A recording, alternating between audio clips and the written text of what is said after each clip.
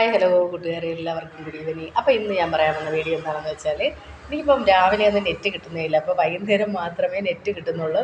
അതുകൊണ്ടാണ് ഈ വൈകുന്നേരം സന്ധ്യയായി പോണത്.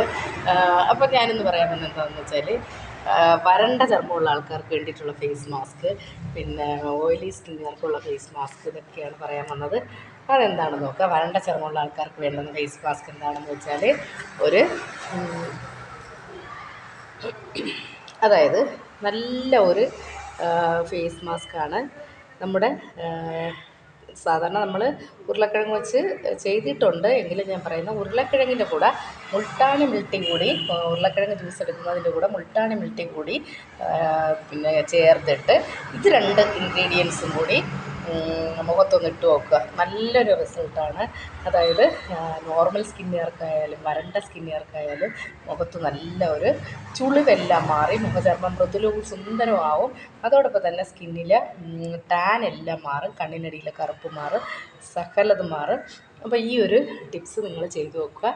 ഇനി ഒരു ടിപ്സ് കൂടെ പറഞ്ഞുതരാം. പപ്പായ ഉടച്ചതിന് ശേഷം അതിലേക്ക് അലോവര ജെല്ല് കൂടി ചേർത്ത് ഈ രണ്ട് മിശ്രിതവും കൂടെ ചേർത്ത ശേഷം കുറച്ച് ക്യാരറ്റ് ജ്യൂസും കൂടി ഇതിൽ ചേർത്ത് ഒന്ന് മുഖത്ത് അപ്ലൈ ചെയ്ത് കൊടുത്താൽ അത് ഈ ഓയിലി സ്കിന്നുകാർക്ക് അത് പറ്റത്തില്ല. നോർമൽ സ്കിന്നുകാർക്കാണ് അത് ബെറ്ററായിട്ടുള്ളത്.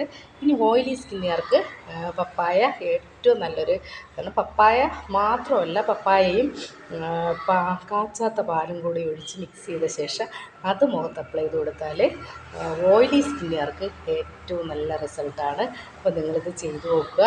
ഇനി നമുക്ക് ഒരു നാളെ 2-3 ഇൻഗ്രീഡിയൻസ് എന്തായാലും പറഞ്ഞു തരാം. ഇന്ന് വൈകുന്നേരമായിപ്പോയി. ഇപ്പോൾ ഈ വൈകുന്നേര സമയത്ത് വീഡിയോ ഇടുന്ന എനിക്ക് നെറ്റ് കിട്ടുന്നേ ഇല്ല, എന്തുകൊണ്ടാണെന്ന് അറിഞ്ഞുകൂടാ.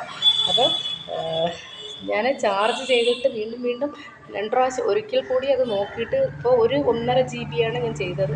ഇപ്പോൾ 2 GB വീണ്ടും ചെയ്ത് അത് തീർന്നപ്പോഴത്തേക്ക് വീണ്ടും 14 ദിവസത്തേക്ക് ചെയ്തിട്ടും എനിക്ക് നെറ്റ് കിട്ടുന്നത്. എനിക്ക് തോന്നുന്നു ഇവിടെ നെറ്റ്വർക്ക് കംപ്ലൈൻ്റ് ആണെന്ന് തോന്നുന്നു.